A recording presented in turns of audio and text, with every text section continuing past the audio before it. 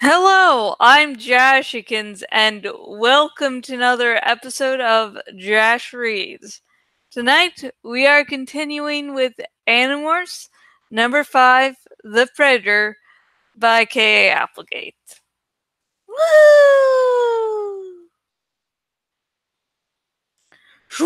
Whoosh! The buckfire flew over once again, seemed to pause, then settled down toward the floor of the quarry. Bugfires are the smallest of the Yerk ships. They aren't much bigger than a school bus.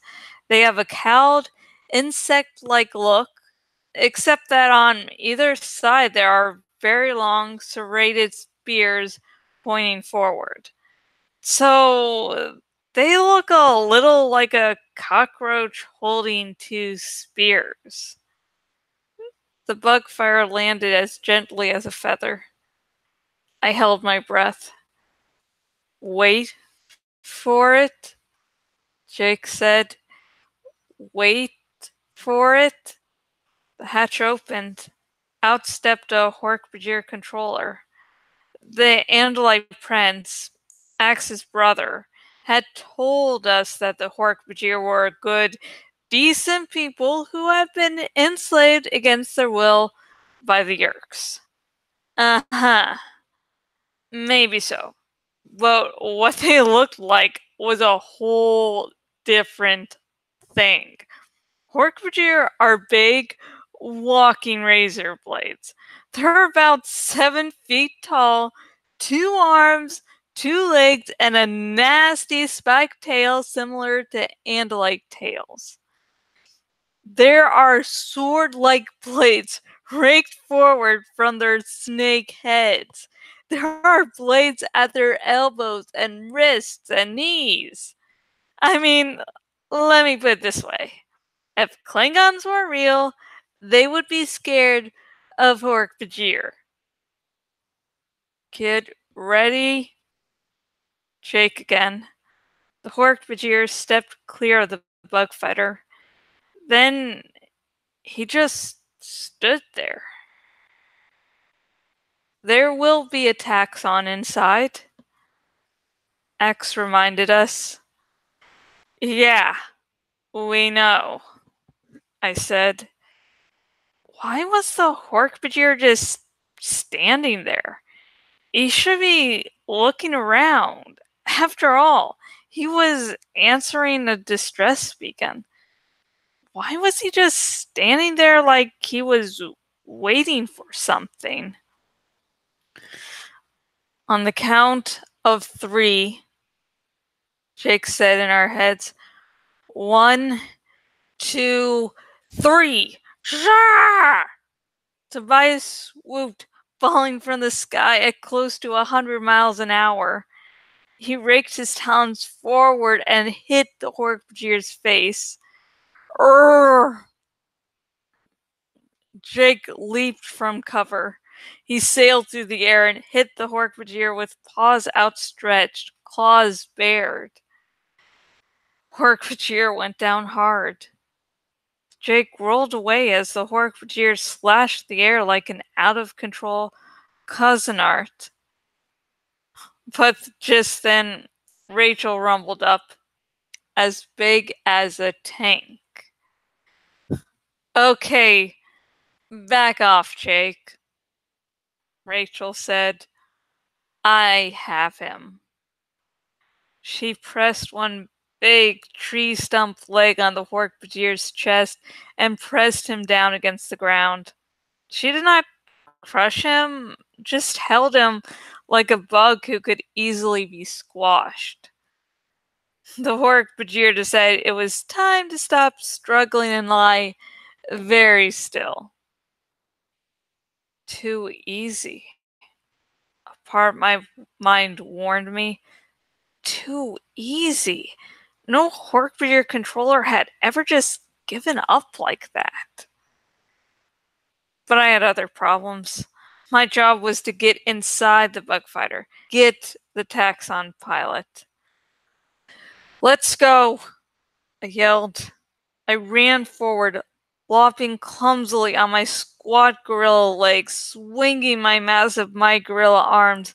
Cassie and Axe were right there with me. Taxons are disgusting, oversized centipedes. But I wasn't worried. We were more than enough to handle a taxon. But then, zap! A brilliant red beam of light sliced the air just inches in front of me. It blocked my way. Zap! Another beam of blinding red light. This crossed behind me. It exploded gravel into steam as it traced a path. Dracon beams! X cried. I spun around, looking for cover. Zap! Look! Cassie screamed in our heads. Up on the edge of the quarry. I looked as the Dracon beam formed a cage of deadly light around us. The edge of the quarry above was lined with Orc Bajir. I looked left. More! To the right! More!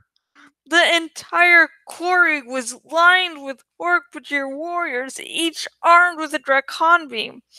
There must have been 100 of them. We were surrounded. Completely surrounded. Stay and morph. Jake snapped. Don't let them know we're human. Let's charge them. Rachel yelled. No, you can't even climb up that rock face. Don't be stupid. Cassie called Tobias. Tobias, you can get away. I don't think so. He said, no headwind.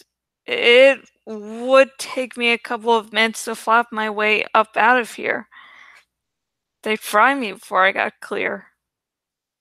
Reality settled over us. Despair. What are we going to do? Cassie wailed.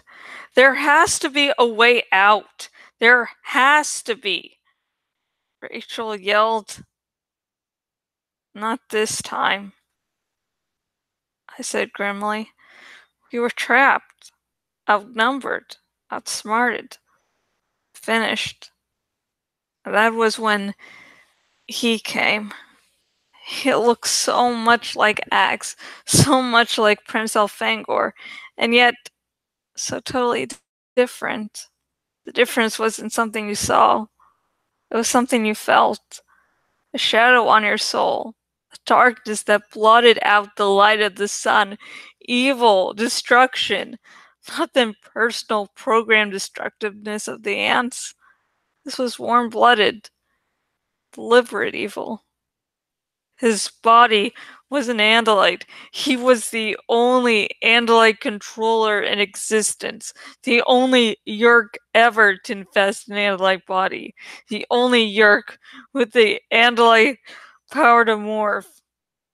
Fisher 3. Fisher 3, who had murdered the Andalite Prince Elfangor while we cowered in terror.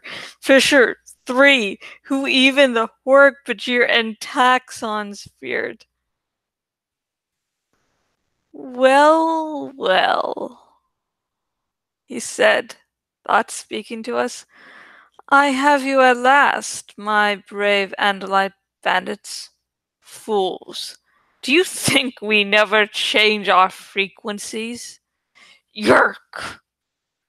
Hex said in a sound voice loaded with hatred. Fisher 3's main eyes focused on Axe. A little one? He said, surprised. Are the Andalites now reduced to using their children to fight? Axe started to say something, but Jake snapped. Shut up, Axe. None of us communicates with him. Give him nothing. Axe fell silent. but he was practically vibrating with rage and hatred for the Yerk Fisher. It wasn't surprising. Fisher 3 had killed his brother. But Jake was right. We couldn't get into a conversation with Fisher 3. The rest of us still wanted to hide the fact that we were humans, not Andalites. We could too easily slip and reveal the truth. Fisher 3 seemed to be enjoying his big moment. What a colorful assortment of morphs, he said. Earth has such wonderful animals, don't you agree? Wouldn't we have enslaved the humans and made this planet over in our image?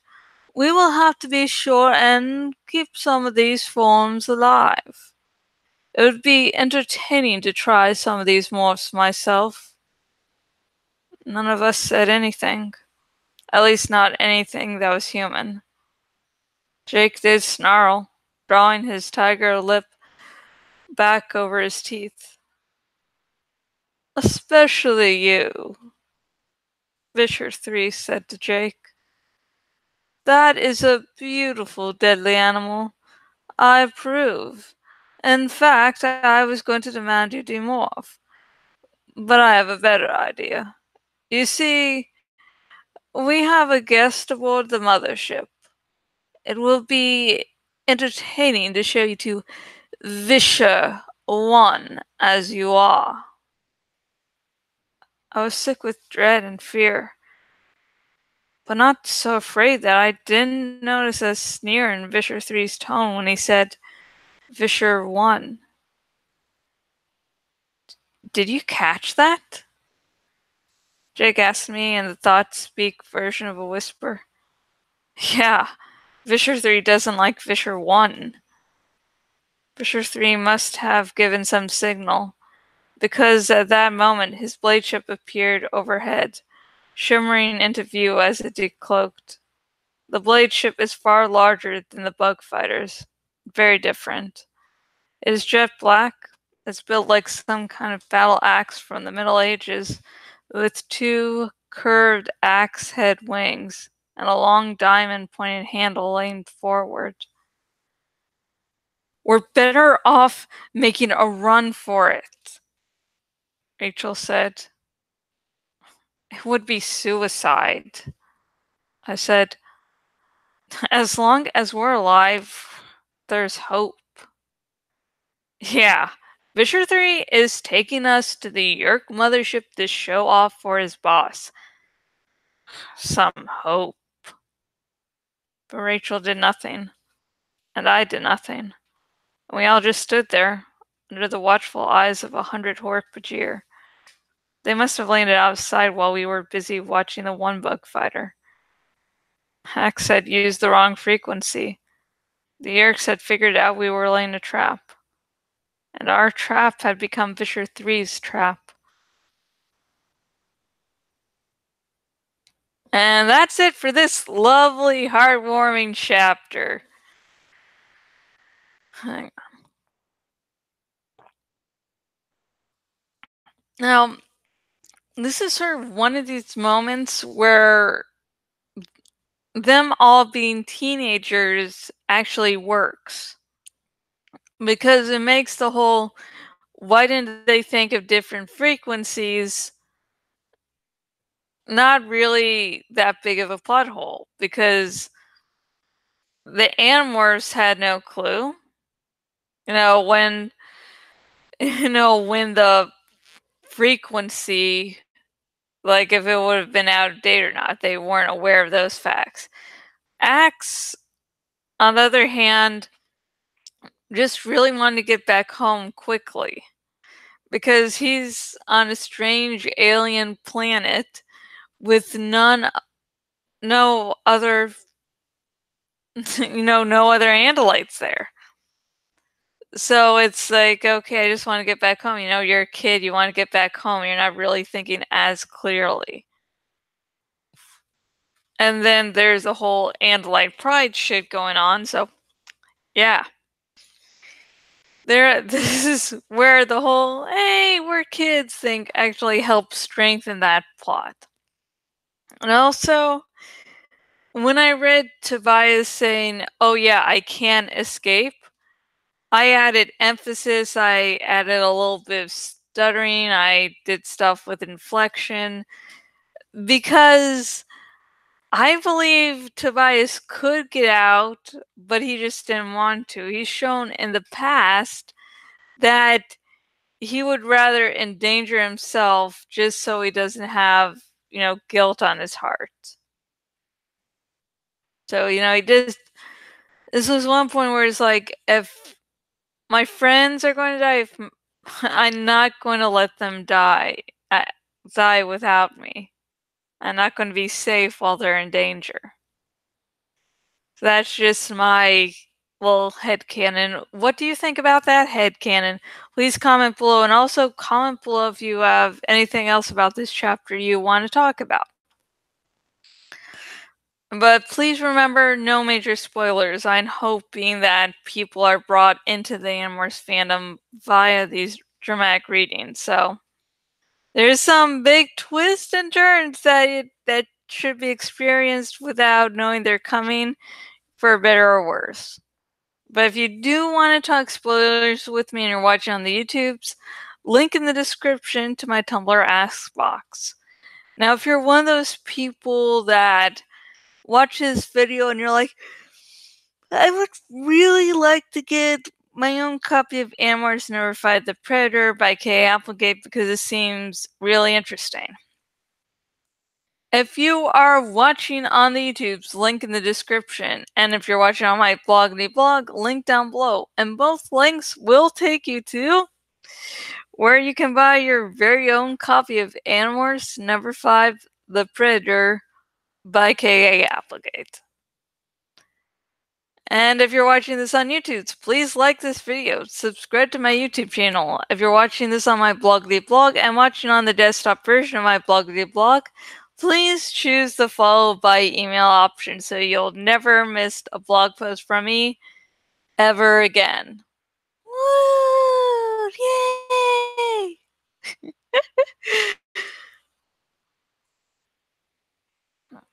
But yeah. Anyways. Yeah. Now the real life segment. Yeah. I finally got to watch the movie Triangle in its entirety, and it is fucking awesome. It definitely has some good atmosphere and nice twists and turns. So yeah, I don't want to spoil it for those of you who haven't seen it, because I really wish I went into it not knowing anything, so I could have certain things catch me off guard and have to put together the pieces of what's going on. This is the first time I've seen the movie when it's not on Sci-fi, and I've never saw the entire thing when it was, so. My monthly Patreon videos, I might actually be doing something concerning the movie Triangle. Like, I finished watching and like, holy shit, I think I've got a good video or two. Now, the Patreon video of the month won't be a review of the movie, but there are definitely some elements there that can definitely be talked about. We'll see. We'll see. If you're fuck, I think I was jumping to some entirely different segment. God, sorry. Not the segment I meant to go to. The next segment is Hopeful Wishes, where I say some hopeful wishes and then I drink. Tonight's drink of choice is milk. So, you can participate in this segment in two ways. The first is you can submit your own hopeful wish, comment down below, and next episode it will be read. I sound like fucking Yoda there for a moment. But anyways, and you can also drink along with me. Drink your favorite alcohol, liqueur, or whatever the fuck's lying around. And if you don't drink for whatever reason, drink a non-alcoholic beverage like milk, Pepsi, etc. Okay, no one submitted any hopeful wishes tonight, so I will make up some of my own. First, I hope everyone is doing good both mentally and physically because you don't need any of that fucking bullshit going on. I hope that Rev Fresner continues his speedy recovery. I hope that the bitchiness that overtook me today goes away because for some reason I was like snapping at anything.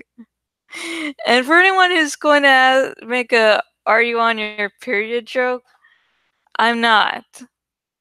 I mean, I think sometimes last week I was going to get on my period because I was getting really bad cramps, and then nothing. I have no clue. Okay, I think that's really it. So I'm going to start drinking in 3, 2, 1.